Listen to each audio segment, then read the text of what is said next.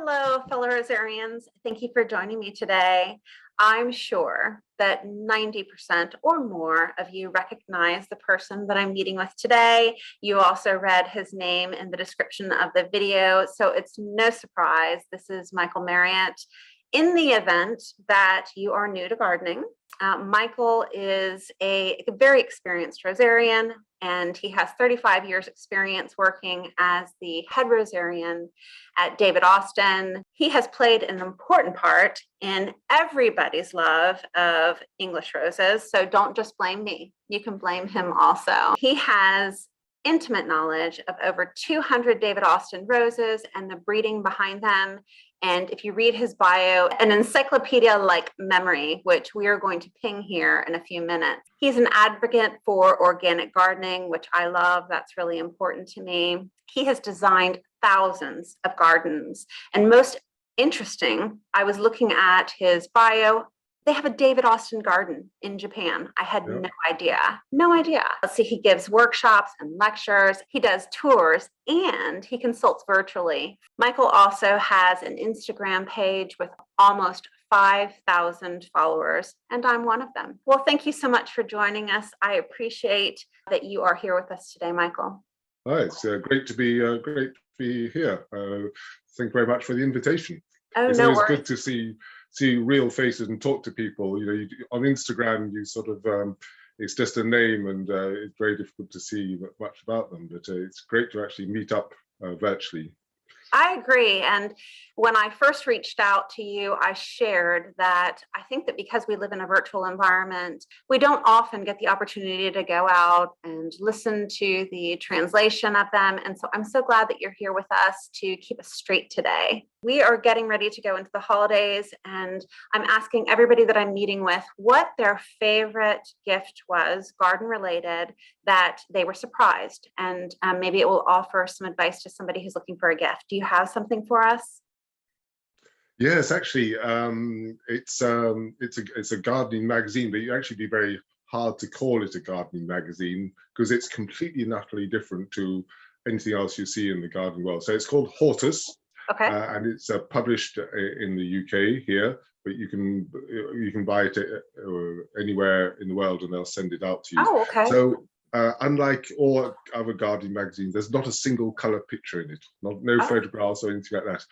It's all sort of line drawings, and the articles are a very great mix of different styles and subjects, and some are regular authors, and others just do the one article.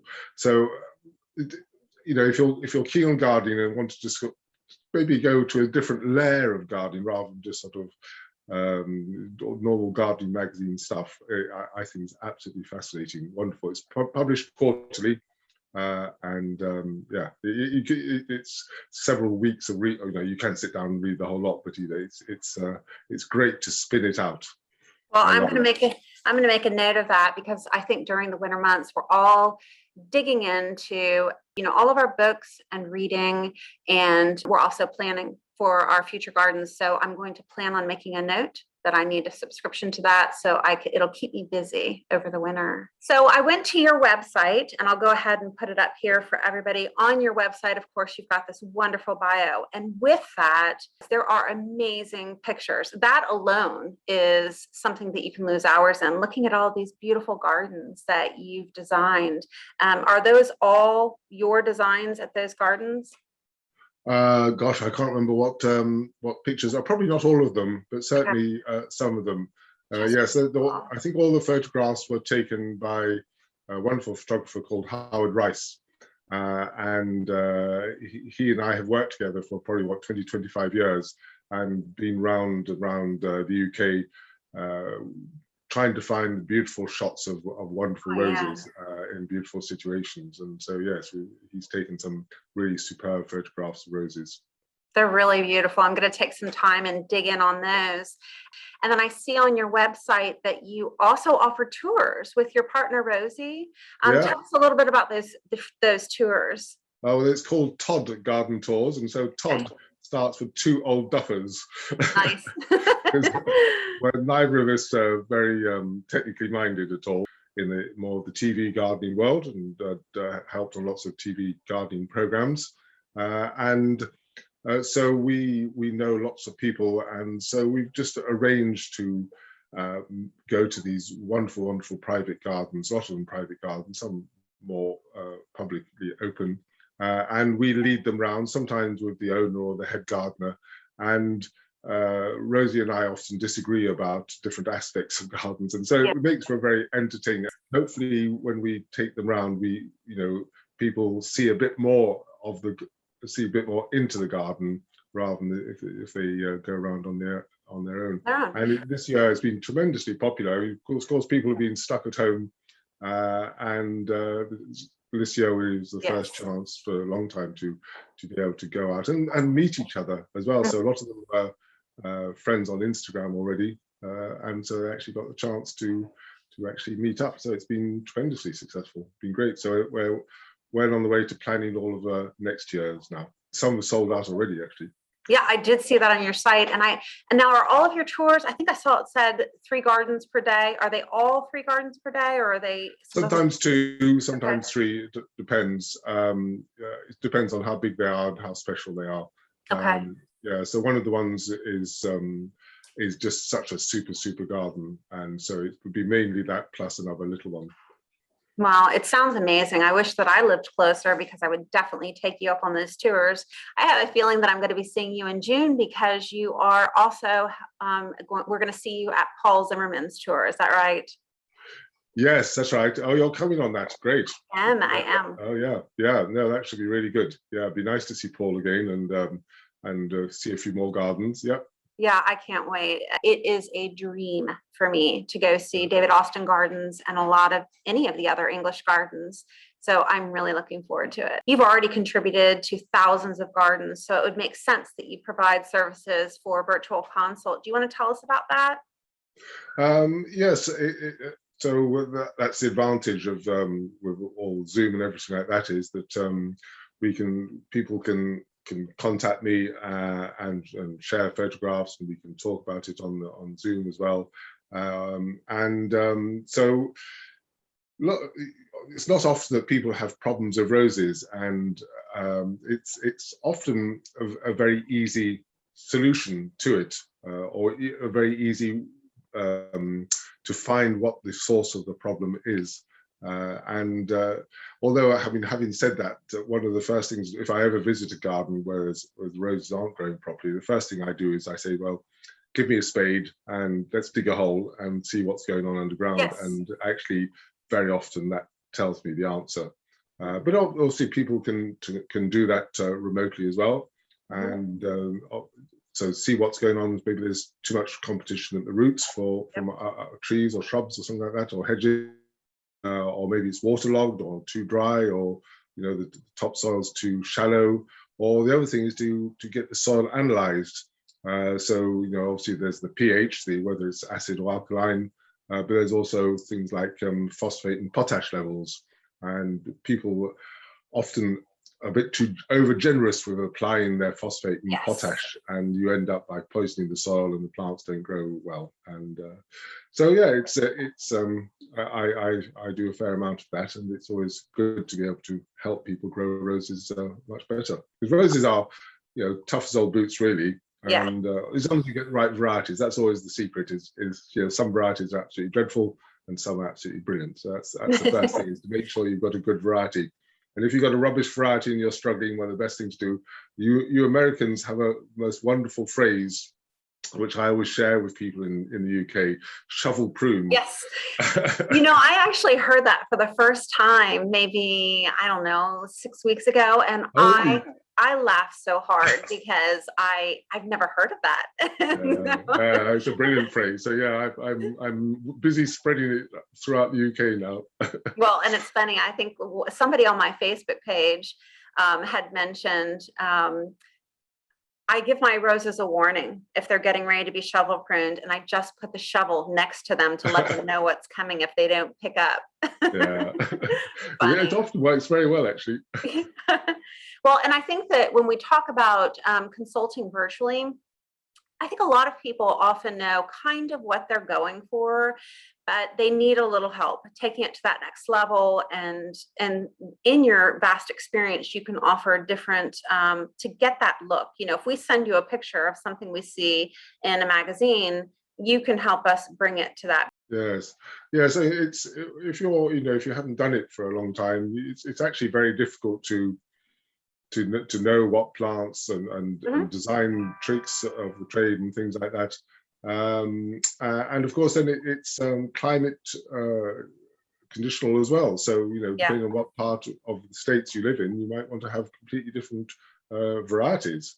Yeah. And and I know we'll be talking a bit about my book later on, but that's one of the challenges I had was when choosing varieties for my book was is trying to choose varieties that covered all the different climates you have in the States. We're lucky in the UK. There's not all that much variety in climate between north and south, but in the States there's a lot of issue. It's crazy. We've got very cold zone 4s and 5s, and then you've got all the way up to 10. So it's vast differences and what works and what doesn't.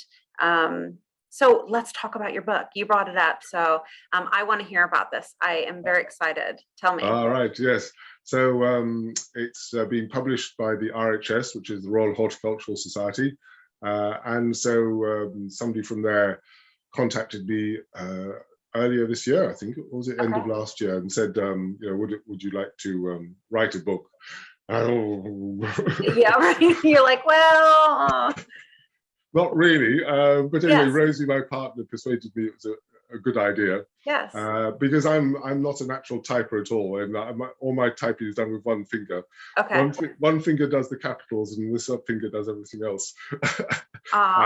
And also that meant they wanted it all finished by, well, I literally finished it at the end of last week. Okay. Yeah, so I spent basically the whole of the summer, which is not my idea of fun, being inside typing away at the computer. But having said that, I'm pleased I've done it. I'm very pleased I've done it. And I can't wait to see it. What can we expect? Are there going to be pictures, maintenance? Tell us what we can expect. Yeah, it's going to be cover really all aspects of rose. So it'll be about the history of it, the position of it in our culture, and then all the different ways you can incorporate roses into your garden. And then obviously practical items of how to plant it, how to prune it, all that sort of stuff. And then also one of the big sections will be different locations in the garden. What are the 10 best varieties I recommend? So like front of the border, middle of the water, back of the waters, for wild areas, for growing into trees, all that sort of thing, for wildlife. And so my top 10 recommendations of varieties for each of those locations.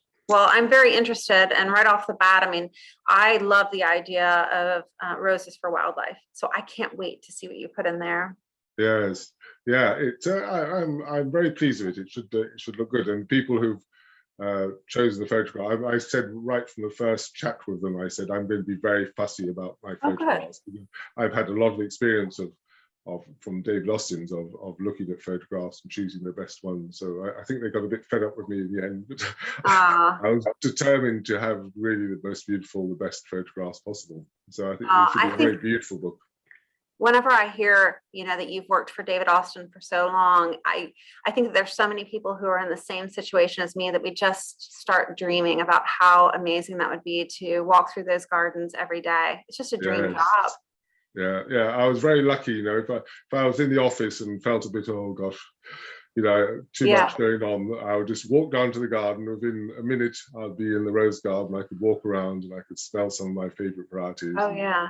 Or go into the test grounds and see what was going up there. So, yes, very, very lucky. Very lucky. Oh, so I wonder when we go to see David Austin gardens in June, I would love to go through those test gardens. Is that off limits? I think it should be right. Yeah, should be right. They'll frisk us down, make sure we don't have any clippers with us. So everybody who has been following me for a while, that I have problems with pronunciation. And when I reached out to Michael to see if he would like to do a collaboration, I shared with him that we're in a virtual environment, and with that, it is hard to pronounce a lot of these words. We're used to just pasting it and typing it, and we don't go to Google. And I know that when I've gone to a translator before to sound things out for the pronunciation, I get a couple of different pronunciations, and it is difficult. We all have different accents. We all have different backgrounds. And so there's not a hard and fast to saying these right, but I thought that it would be fun for you guys at my expense that I'm going to pronounce them, and we're going to let Michael say it properly, which I'm sure is going to sound much nicer than how I butcher it. And I know a lot of you have teased me that when you're watching my videos, it's like a drinking game. Every single time I mispronounce something, you're having a drink. So if you're doing that, go ahead and send your notice into work right now, because you're not going to make it. It's going to be a long list of words here that I am really butchering. So I have not looked at the pronunciation, Michael, for these. I have not taken a sneak peek. So just prepare yourself. Well, before I start, are there, I'm sure in your experience working with visitors that they pronounce things incorrectly, and it doesn't bother you, does it?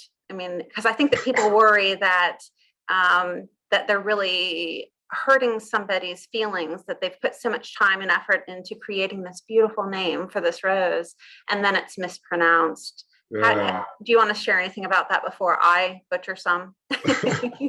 Well, I mean, as long as I can understand what they're saying. I mean, always some of the challenges. I think English speakers, that's not too bad. But if it comes to people like who come from Japan or China, or even somewhere like Germany, they'll struggle on some of the names, and then it's a bit difficult to understand them. But as long as we understand what variety we're talking about, then the rose is just as beautiful, however you pronounce the name. So it doesn't really matter at all. Well, and it was really funny. I did a collaboration recently with Paul Zimmerman, and I was talking about some of my favorite hybridizers, and I said Paul Halbert. Jalbert. And he just looked at me and kind of leaned in, and he's like, "Do you mean Jalbert?" And I was like, "Oh, yes." Well, you see, I would have pronounced it the same as you, because I would have Jay. I think presumably he's American. American, is he? He's from Canada. Canada, right? Yes. But presumably the name originally came from somewhere like Holland or somewhere like that. Yeah. In which case the J would be pronounced as Jalbert. Jalbert. Well, thank you. I would guess anyway. I'm not sure. Well, I'm not sure where I heard it the first time, and I just assumed, looking at it, my mind went to that J sounding like an H. So anyways, but it was all in good fun, and it was good to be corrected. So let's look at our list, and I'm going to put it up here on the screen for everybody. Take a look at this word. Say it in your head. I'm looking at Alex Symphony. Very good. Is it? You got the first one right, yeah. What if I had said Alu? Is that? No, Alex. So because now the name of that has got it was introduced a long time ago. I mean, it must have been introduced in the late 80s, something like that. Okay. And it was in the time before David Austin's was sort of so well known and flush with money, and so David Austin needed a little bit of boost to his income, and so it was actually a name of a local window making factory, window making business, and so Alex, lux as in light, okay, and so that's where the name comes from is a window making local window making company to the nursery. Awesome. So Lux, yeah. I love having you give us the background on these too. All right, the next one that I'm looking at is Chantal Maru. Let me have a look. Oh, yeah. Now I should warn you. I was actually born in France and lived the first sort of 7 or 8 years of my life in France, and I actually went to school in France, and so I have quite a strong if I speak in French, I speak with a sort of strong French accent. Okay. And so if I see a word that is in French, then I'll say it in French, which actually is very confusing for some English people. So yes, that is Chantal Marriott. Say that again. Marriott. So Marriott. you've got to, in French, of course, you roll your Yes. R's, and so you've Okay. got to try and roll your R's. So merveilleux, Chantal Marriott. merveilleux. Marriott. Very All good. right. Now the next one is Clotilde support. Clotilde. Clotilde. Okay. Yeah, Clotilde, super. Super. I'm going to make a note on that. So it's a bit like super, but a bit more of a rolling R at the end. But you don't pronounce the T at the end, so super. So, and you know, as we go through here, as I've been butchering names, you know, there are silent letters, and I didn't know that. So Clotilde super. Yeah, so the TH isn't th as Okay. in normal, it's Clotilde. Super. Okay. The next one is it Comte de Champagne? No, it's just Comte. Comte. Okay. Comte de Chambord. Comte de Comte? Comte de Chambord. Champagne. Chambord, very good, yeah, very good. Okay, so the P So still again, sounds like a P. Sorry? The P still sounds like a P, Champagne. Chambord, yeah, and the D is silent. You don't pronounce the D at the end. Oh, you're on Chambord. Okay, sorry, you guys. I was Comte de Chambord. Oh, Champagne. All right. Okay, sorry. That's okay. So I messed it up so much you weren't sure, but you're right. I did go out of order. Comte de. So is it champagne? Yeah, so you can. I mean, you could say that in the English way if you wanted. Just champagne. It's just. But if you, for me, I would say Comte de Champagne. But that's saying it with a French accent. Okay, and so then we'll go back now to this one. Now that I know it's Comte de Chambord. Yeah. Comte de Chambord. Yeah. Okay. Yeah. So you don't really pronounce the M. So it's Comte de Chambord. Well, it sounds like you're saying C-O-N-T. Almost, yeah. Okay. All righty. Next one is Dame de Chanon Saw. Not too bad. Okay. Dame, that's as in dame is women. Okay. The Chenonceau. And Chenonceau is a very famous chateau in the Loire Valley. So it's one of the most famous ones. It's one of the ones, if you know, it's a classic one you see if you're advertising the Loire Valley or France, then it's one of those chateaus that you see pictures of. So Chenonceau. You know what? I think I'll be able to get that one. Dame de Chenonceau. Very good. Yeah. Okay. This next one evades me. Eglantine. Yeah, Eglantine. Tine. Oh, okay. All right. That's a great improvement. Tine. All right. Yeah. Let's see. Eustachiavi. Very good. Yeah, that's fine. Yeah. Eglantine. The name for Eglantine came from. That was her Christian name of Eglantine Jebb, who was, I think, a nurse in, I think it was the 1920s or something like that. And she founded, I can't quite remember what she did now, but she was a very famous nurse, I think, early part of the 20th century. What about Eustachiavi? No, she's a character in the novel, and without looking it up, I can't remember which one it is, but it's a character in the novel. Okay. Evelyn, I think I've got that one. Okay, good. That's fine. a lot of people say Evelyn, and that's just because it's a US name. And so I shared with everybody recently that you know, there was a collaboration with Crabtree and Evelyn, and Evelyn is from a gentleman's name. His last name was Evelyn. I didn't know that. Well, hopefully I was right. Let's see. Okay, this is one that was probably one of the first names that I ever truly messed up, and I got so much. I got a lot of feedback with this one. It's Gentle Hermione, and I'm going to put a check mark that I got that right. But when I first looked at it, I said Gentle Hermione. Yes, that's right. But a lot of people say it Hermione or Hermione. Yes, it's Hermione. Hermione. Yeah. So that of course that's a name in Harry Potter, isn't it? But I think know. I think she's People, called Hermione in the yes, films, isn't she? I think. and people sent me comments and they said, haven't you ever seen Harry Potter? And I'm like, okay, now you know, I haven't seen it. All right, how about Gertrude? Is it Jekyll or Jekyll? Ah, so it's Jekyll, and it rhymes to rhyme with treacle. Do you have treacle in the States? No, I don't think so. It's a bit like liquid sugar, sort of like molasses, but liquid. And so treacle, and you put it into puddings, and so there's treacle pudding, which is a super sweet pudding that you can. Jekyll. So yes, it's Gertrude Jekyll to rhyme with treacle. And Okay. of course, you know who she was, a very famous garden designer, Okay. early part of the 20th century. And she worked a lot with an architect called Edwin Lutyens. And that one of the gardens that we're going to on our Todd tours, which sold out actually within an hour of us posting it, is a very famous garden that he designed, or they designed jointly, Folly Farm. And so yes, that should be absolutely fantastic. We went around it a few weeks ago, and it is just absolutely superb. The house is just When is your prime bloom season over there?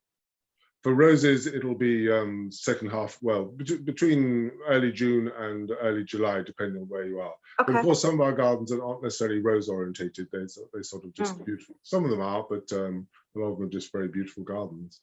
Okay. Another one that I mispronounced initially was Cordes. And when I looked at it phonetically, I said cords. And right. So that's Cordes. That one I get a check mark. Next one is La Ville de Bruxelles.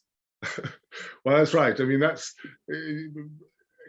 where my French accent comes in, you see, so which actually tends to confuse everybody, because if I say to the French accent, a lot of people look at me very blankly.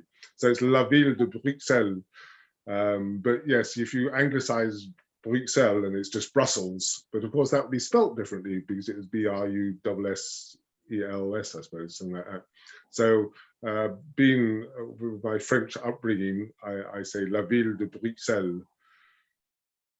So it sounds like what you're saying is SEL versus LES, Bruxelles versus Bruxelles. Yeah, no S on the end. So yes, so the English version you say Brussels, don't you? Yes. But in French, that at last S is silent. Got it. Yeah. Okay, now the next one I see spelled incorrectly a lot. Is it Lady of Shalott or Lady of Shallot? Lady of Shalott. Shalott. Okay. So it'd be the same. You have the shallot onion. Yes. You pronounce it exactly the same, but it's spelt differently. So the shallot onion is 2 L's and 1 T, whereas the Lady of Shalott is 1 L and 2 T's. So you pronounce it exactly the same. In the US, we say shallot. At least I think we do. So we're going to go get a shallot onion. Oh, do you? We do. I think so. Okay, so everybody comment below if I got that wrong. Maybe I was somebody would say raised by wolves, but the way you pronounce that, it sounds like the girl's name, Charlotte. Charlotte. Okay, hey, that's a great way to remember that. But it's not like that. So you don't pronounce it like that. You should say shallot. Shallot. Okay, shallot. All right. Yeah. Next one. I just received this rose, and I want to make sure I'm pronouncing it correct. Madame Achille Fold. See what? ACH. Oh yes. Now you see that rose I've never heard of before. Okay. I guess it's a Bourbon or hybrid perpetual or something like that, is it? Yes. Yeah. I believe so. So I would say Madame Achille Fould, I would guess. I've never. I wonder if it must be French, but it's a very strange name. That very strange. And whether you say the CH as a hard C or ch, Achille Fould. Achille, yeah, I wasn't sure. Achille, Achille. I don't know, actually. You've got me stumped on that one. Okay. Let's just go back briefly to Lady of Shalott, because Okay. that is just the most amazing rose, Sure. and it just flowers and flowers and flowers. And so where over here, it's still trying to flower in our garden here, and you quite often see it. I think it's one of the most Instagrammed roses that you see. Actually, people forever posting it, and it's just the most amazing rose. You can either grow it as a shrub or as a climber up to sort of about 8 or 10 feet, depending on how you prune it, and of course, depending on the climate as well. But yeah, I don't have mine as a climber, although everybody here says it has octopus canes because it's kind of wild if you don't have it trained, and the color is just so striking. That different variations of apricot leaning towards, I don't know if it's hard to describe, a deeper apricotish coral color. It's just wonderful variation, and for me, it's in the same family as Lady Emma. And so it's fun to have them near each other. But it is, when I called David Austin initially to find, and that's in Tyler, Texas, to ask them for a great rose for a new grower, they recommended that rose because it's so hardy. Good choice. Yeah, good choice. Okay, this is another Austin, and it's an older one, Marinette. Marinette, yeah, good. Okay, that one is sweet because it's a very small pink rose, and it's not your typical very heavily bloomed rose, and I just like having a variety in the garden. Yes, it's unusual because you see the bud, and it's a very sort of tight bud, and then suddenly it'll open up into this really quite big semi-double flower with only maybe about 10 or 15 petals or something like that, and it's quite a big shrub. Okay. Yeah, well, it can grow into a quite, sort of 5-6 feet, something like that. Oh, good. Mine's very young right now, so I'll have to watch her as she grows. Yes, give her plenty of space. Oh, good. I might have to move some things. I'll have to go out and look at her. Okay, the next one I have been corrected on, so I think I'm going to get a check mark on this one. This is it's Mayan roses, and initially when I looked at it phonetically, I said either Mayland, and I reached out to Matthias Mayan and asked him directly. I said, please correct me. So there you go, everybody. That one I got right. Although I see, being French, I would say Mayon, because in France, that's what they call the Mayon roses. Okay. But then you have that group of roses called the Medellin, don't you? They produce this group of very tough landscaping roses called the Medellin roses, which are just flower and very healthy as well. Yeah, I'm going to be adding some of those to the garden in the next year also. And so the Medellin roses can also be called like white Mayan roses. I think they have multiple names. Yeah. The next one I think I've got, Molyneux. Is it wrong? Molyneux. Woo, okay. I was close. I was so close, and yet so far. So you know what where the name comes from? What's that? It's the nursery is the closest city to where the nursery is Wolverhampton, and the football club there is called the ground where they play is called the Molyneux.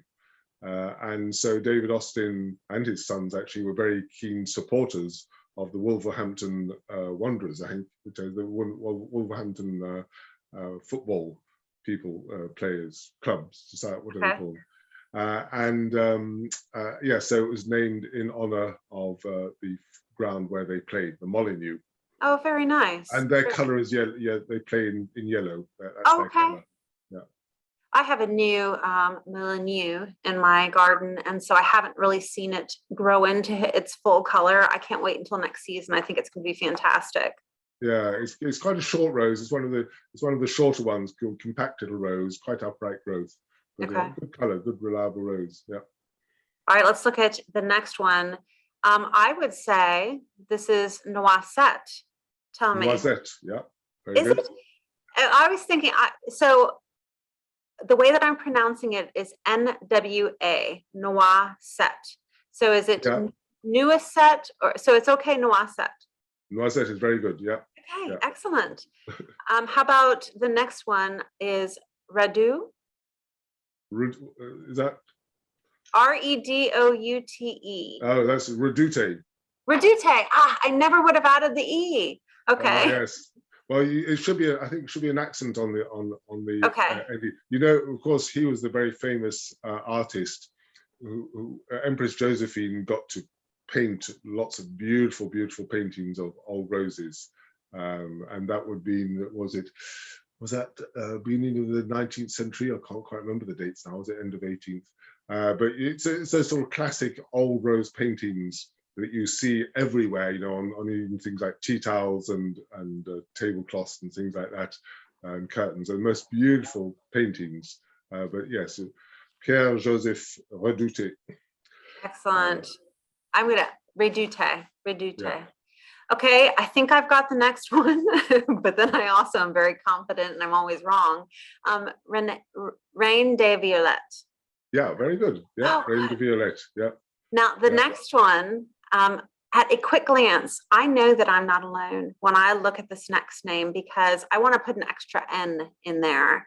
And so it's Roald Dahl, but I want to say Ronald Dahl. No, it's just Roald Dahl. Okay, so So yes, it sounds like the D is silent. Roald Dahl. Yeah. Okay. I think it's just very, very slightly there. You know, you have to sort of speak in a bit of a posh English accent. Okay. Roald Dahl. Yeah, and the H, of course, is, well, I suppose the H is not quite silent. It's sort of, it's a bit of an extended A, so Dahl. I don't have him in my garden yet. I'll be adding it next year in a standard form. So I can't wait to see the colors in person. Yeah. What USDA zone are you in? Whereabouts? 7. I'm in 7B in Maryland. All right. Okay. Will you have to protect it there? Well, it should be all right, shouldn't it, as a standard, as a tree rose? Yeah, we are so fortunate here that we don't really have to add a lot of extra protection for the winter. And so I did, with our standards, I have 2, actually I've got 2 in pots right now, and I brought them in for the winter, and I'm just making sure that I'm managing their water. I'm watching it closely to maybe, you know, every 3 weeks or so. And then the one that I have outside in the ground, what I'm trying is, have you seen a pool noodle? Do you know what that is? It's a long insulated, lightweight material, and people use them in a pool to play with, and they float. So it's an insulated thing. If it has a cut all the way through the entire thing, and I'm putting that around the base, and I'm also bringing a little bit of it up around the crown of it just to protect it, because I do live on the water. And so with the high winds coming off, I just didn't want to zap or shock the cane and the crown. So I'm trying that. The only concern that I've thought about is moisture getting into that noodle and holding that moisture to the cane itself. So I'll be watching that, and it's kind of an experiment this year to see how it goes. And I'm going to check on it through the winter just to make sure we don't have a moisture problem. But otherwise, we don't have to really do any protection. And I'm fortunate in Zone 7B. So presumably that thing is very easy to take off the stem. Yes. So in fact, if you have some sort of not, you know, if it's not too cold, then you could just take it off, let it dry out for a bit, and then the next patch of cold weather comes along, you just slip it back on again. Yeah. Yep. So I'll put a picture on the screen here for everybody on that, and link to the video that I did on it. And it is an experiment. Yeah, so we'll see how it goes. And I had reached out to the folks over at Tyler to ask them before I put that out there for the masses, and said, you know, are you guys okay if I do this? And they thought that it would work. So we shall see. But I know that some people with their standards, gosh, it looks like they have to go to all kinds of heroics and trenching them and laying them down. And it sounds too much like hard work to me. Yeah. So anyways. All right, we got a couple more here. Rosa Moyesi. Moisei. I'm looking at it. Moisei. Okay. Moisei. Yeah. So the Y and the E is sort of hardly pronounced really. I suppose it's just, you could say it's MOY, Moi, and then the S is a Z, a Z, Moisei. Okay. And tell me about that rose. I'm not familiar with it. Well, that's a species rose. The most famous, there's several different forms of it. The most famous one is Moisei geranium. Single flowers, maybe about an inch, inch and a half across, absolutely bright, bright scarlet red. And so being a species rose, it only flowers once. It's native to China. Okay. And then the flowers are followed by big flagon-shaped scarlet hips that will last until maybe about sort of late autumn, early winter, something like that. So it's a big rose. It'll grow quite easily, sort of 8 foot by 8 foot. So always the important thing about species roses is not to prune them. Because if you start pruning them, you're spoiling their shapes and you'll reduce the number of flowers they produce. So the species roses left unpruned will just form beautifully shaped shrubs. But bear in mind, as I say, how big they get, and so don't plant them too close to the path. Otherwise, you'll have to prune it and then you spoil its shape. So give them plenty of space. But it's a great thing for wildlife. Like all the species, they're great at attracting in all the beneficial insects, the bees and things like that. And then, of course, the hips in the autumn, the birds will love those as well. So yeah, if you've got space, but not all the species are big. Some of the North American species, like Nitida and Foliolosa and Virginiana and things like that, they don't get too big. They can sucker a bit, but they maybe get some 3 or 4 feet tall or something like that. And are wonderful for wildlife. They're really attractive to beneficial insects and produce a lot of hips as well. So when I'm not real familiar with species roses, and so when we think of Gallicas and Bourbons, there's a series called Species. Can you tell us really quick what defines a species rose? Well, it's a rose that actually it hasn't been affected by man. It actually grows naturally in the wild. Okay. So there's something like about 150 species of roses that grow all the way from North America, all across Europe, all the way across to Asia. None of them are native to south of the equator. They're all native to north of the equator, but they grow all the way from sort of close to the equator, subtropical conditions, right up into the Arctic Circle. So there's a huge variety of different sorts. By definition, they all have single flowers. So 5 petals, except there's one species called Rosa sericea, which has got 4 petals. So hugely various. Some grow in deserts, where it hardly rains at all. Others, like sort of Nitida and Virginiana and things like that, can grow and Palustris is the North American one, that grows in boggy conditions, and others will grow in sort of like zone 2, USDA zone 2. So that's acicularis will grow in sort of zone 2. And the rugosas, of course, are incredibly tough as well. So I'm very keen on the species roses. They're a wonderful group and not enough people plant them. Well, I'm definitely interested, and I know that my viewers have mentioned that they're interested in adding a lot of the older varieties to their gardens. So you kind of gave me a cheat for the next one. I'm probably still going to mess it up, but I heard you say Rosa sericea, but the last word. Let me just take a look at this. Terrancantha. Not too bad. Terracantha. Terracantha. So it starts with PT. Yes. But the P is silent, so it's Terracantha. Okay. So if you just remember that first thing of leaving out the P and then just pronounce it phonetically, just have each syllable Terracantha. It's very straightforward. And that's a species rose. So that's a very interesting species rose because its main source of interest is not the flowers. I mean, the flowers are sort of small and white, and then the hips are rather small and red, and then fall off very quickly. So it'll flower early. It'll flower in the UK. It'll flower maybe April, May, and then the hips will be formed very quickly. And by June or July, the hips have dropped, and so it's nothing much there, except in Sericea terracantha, it has these huge thorns, sort of great triangular thorns, and on the young stems, on the stems that are only a year old, then they're brilliant red.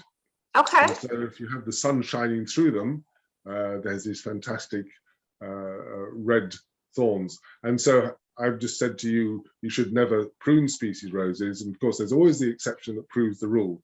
And so this is one of the exceptions that proves the rule. You should prune it fairly hard each year to get those beautiful red thorns. If you don't, then the thorns just go rather dull brown, and it's not very interesting, really. Okay. So it's another big rose, another sort of 8 foot or 8 foot by 8 foot quite easily, but it's easier one to keep under control because you do prune it hard. You should more or less prune it down to the ground every year, or maybe take half of the stems out every year and leave the other half for the following year. Wonderful rose, amazing. Okay. All right. The next one I think I'm going to get Rose de Rochette. Whenever you have to look at your phone, I know. All right, Rose de Reche. Reche. Okay, so it's just Reche, Rose de Reche, not the T. So I suppose there you leave out the C and you leave out the T, I think. Okay. Rose de Reche. And that is a beautiful rose. Just beautiful. I have that. That's a Portland rose. Mm-hmm. And the Portland rose is a very small group. There's only about sort of 30 of them known. And they're, to me, they're certainly the best of the repeat flowering old roses. So unlike the Gallicas and Damask and things, these repeat flower. They're sort of fairly compact, wonderful, wonderful fragrance, and very beautiful blooms as well. So one of the most famous ones, the ones we talked about initially, Comte de Chambord. That's one just absolutely superb fragrance. And then the other one is Jacques Cartier. Okay, Scepter Isle. It's sceptered, so the D is pronounced there. So sceptered Isle. So the D is presumably it's because of course it's a Shakespearean word that's referring to England, well, UK, British Isles, and so it's scepter. The apostrophe D is abbreviation of de as in French. So it's a scepter of the Isle being British Isles. Shropshire lad. Shropshire lad. Yeah, that's good. Yeah. A lot of Americans say Shropshire, which is not good. No, it's Shropshire. Shropshire. Sure. Okay. Shropshire. I don't know how you Shropshire lad. Yeah, and the nursery is in Shropshire, the county. So the different counties in the UK. So you have Shropshire, Herefordshire, Oxfordshire, Hampshire, and all Sussex and things like that. So the nursery is in the county of Shropshire.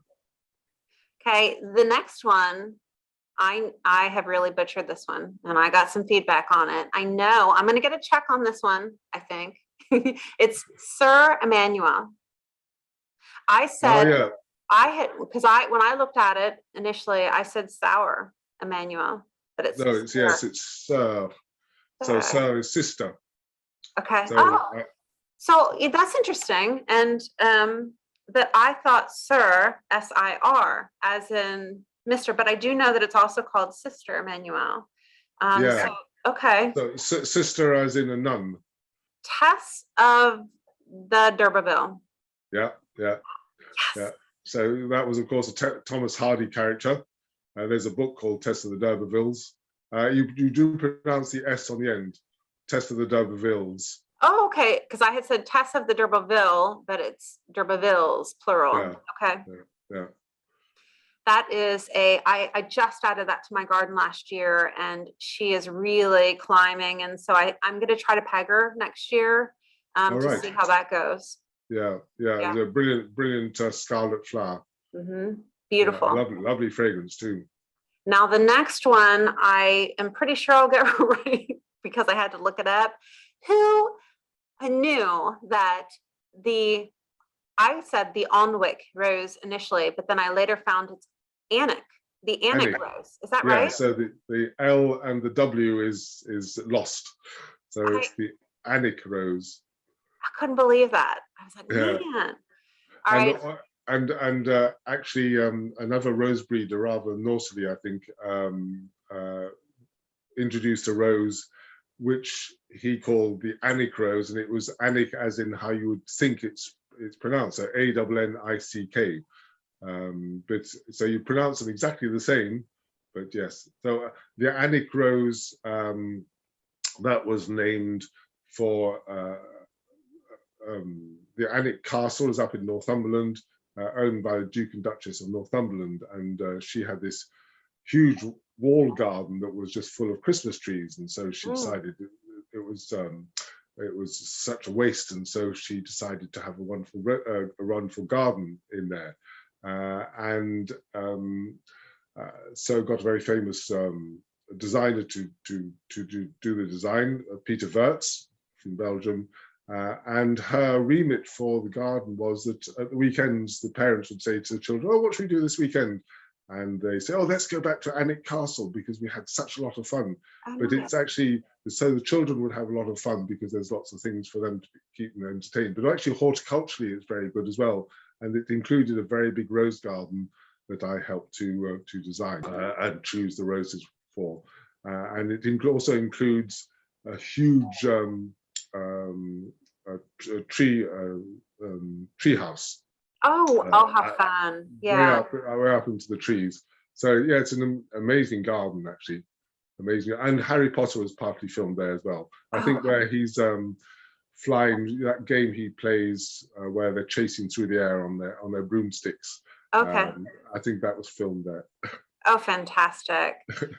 All right, the next one I think is Therese Bene. Now this is where my French accent really comes in very strongly. So it's Thérèse Bougnier. Bougnier, okay. So Thérèse, or you could just say Thérèse. It's not Teresa because it hasn't got the A in it, so it's Bougnier. Yeah, so it's GN is Nye. Bougnier, okay. Bougnier, yeah. And that's of course it's a wonderful, it's a rugosa hybrid, very, very hardy. Repeat flowers, good fragrance, lovely double flowers, very good rose. I mean, that's hardy to zone 3, I think. I have one here in my garden, and I just looked at it the other day. It has beautiful, during the winter, the canes are just a beautiful magenta color. Yeah. It's just stunning. And practically no thorns. Somebody asked me recently for a listing of roses that didn't have any thorns. Besides, I'm going to pronounce this, Therese Bougnier. Yeah. What other roses come to mind without thorns that we can suggest to them? To find something that is completely thornless, that's really tricky. But it's one of the best known ones is Kew Gardens. Kew, yep. KEW. Yep. Which is bred by David Austin. And single white flowers, and that literally hasn't got a single thorn. There's some roses that have thornless stems, but actually on the underside of the leaf is absolutely as vicious as anything. So things like goldfinch, and I think one called Aviator Blériot, which I think is the same as well, but certainly goldfinch. That would be another good one to test your pronunciation on. What is it again? It's called Guylaine de Féligonde. Oh, you know that one? Yeah, that one's on my list. Guylaine. It is. It's Ghislaine. So you think it might be Ghislaine or Ghislaine or something. You know what? That's on my list to buy. Is right. Ghislaine, and so it's Ghislaine, and then what is the last name? It's Guylaine. Guylaine, okay. De Féligonde. That one is on my list. So thank you for helping me pronounce it. It's a great rose, and that's more or less thornless. So some roses are practically thornless, but then maybe have a bit of a cluster of thorns at the base. I recently spoke with a grower in Florida, and he's very fond of Peggy Martin. And he said that Peggy Martin is a nearly thornless, but just as you said, he said underneath the leaves, you've got to be careful because she'll get you. Yes. All right, let's see. We've got 4 more here. Here's a David Austin, Tradescant. Tradescant. Okay. That's in trad jazz, so it's Tradescant. Tradescant. That's a beautiful red rose. That is just amazing. I mean, I think it's one of the most perfectly formed red roses you can ever get. And it's a shame it's one to grow in a dry climate, from California or somewhere like that, where black spot is not an issue. But it's just, if you get a good flower on that, it's just absolutely superb, wonderful. This next one's going to get me. Vale Chamblot. Yeah, not too bad. Veilchenblau. Veilchenblau. Tell me about that rose. That's actually just about thornless. And I think it hardly got any thorns on the underside of the leaves either. So it's a rambler, multiflora rambler, and has small purplish violet flowers. And the problem, of course, with ramblers with no thorns, the purpose of thorns is so that if they grow up through trees, they hang on. You know, it's like they hang on to you if you try and prune it. So they hang on to the branches with their thorns. And so if it's a rose that's got no thorns on the stems, then it doesn't hang on to the branches of its host so well. So it's good for things like a pergola or something like that, or training on the wall, where you actually physically attach it to a trellis or wires or something like that. And it's a member of there's about 4 closely related ones. So Veilchenblau, rosemary violet, and what's the other one? There's a 4th one whose name escapes me. So they're blue magenta, that's right. So they all have so Veilchenblau is the palest of the 4. The others have really beautiful, small, dark purple flowers. Worth hunting out if you can get hold of them. Last one, young Lycidas. Yeah, young Lycidas. Yeah. Okay. Well, you have been such a good sport listening to me and helping me to pronounce these words. And I love having the history behind them. So thank you for doing that. Okay, pleasure. So are there any other words or anything that you wanted to share? Actually, one of the ones that I often hear pronounced incorrectly is Ispahan. I saw that recently on one of my friends' lists. That's an old rose, isn't it? Yes, damask, I think. And a lot of people call it Isfahan, and which I think is the name of the city in, is it Iran that Isfahan is in? But yes, but obviously it's Isfahan with a P. But I hear a lot of people call it Isfahan. So yeah, that's another one that comes to mind. Well, I'm sure that this won't be the last time that I reach out to you with pronunciation, and maybe we can do this again a year from now. Let's see what else I'm mispronouncing in a year's time. Okay, but totally good.